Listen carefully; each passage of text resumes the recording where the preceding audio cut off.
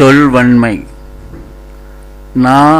நலமென்னும் நலனுடைமை அந்நலம் யாநலத்துள்ளதூம் அன்று.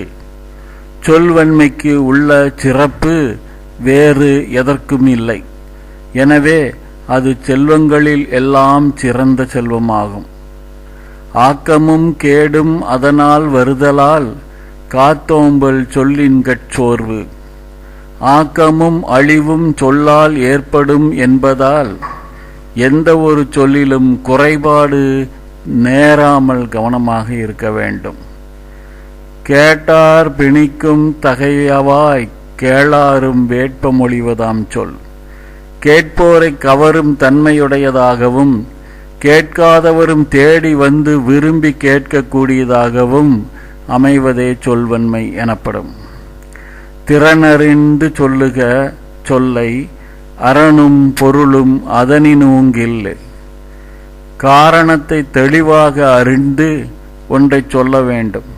அந்த சொல் வன்மையை போன்ற அறமும் உண்மை பொருளும் வேறெதுவும் இல்லை. சொல்லுக சொல்லை பிரிதோர் சொல் அச்சொல்லை வெல்லும் சொல் இன்மை அறிந்து. இந்த சொல்லை இன்னொரு சொல் வெல்லாது என்று உணர்ந்த பிறகே அந்த சொல்லை பயன்படுத்த வேண்டும்.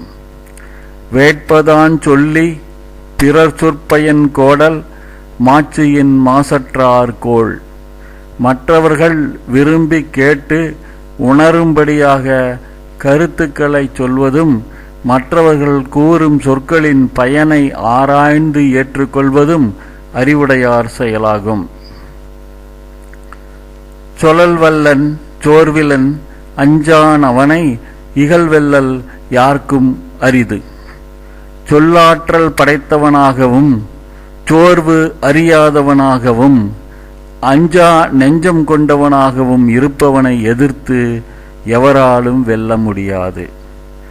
விரைந்து தொழில் கேட்கும் ஞாழம் நிறந்தினிது சொல்லுதல் வல்லார்பெறின். வகைப்படுத்தியும் சுவையாகவும் கருத்துக்களை சொல்லும் வல்லமையுடையோர் சுட்டிக்காட்டும் பணியை உலகத்தார் உடனடியாக நிறைவேற்ற முனைவார்கள். பல சொல்ல காமுறுவர் மன்ற மாசற்ற சில சொல்லல் தேற்றாதவர்.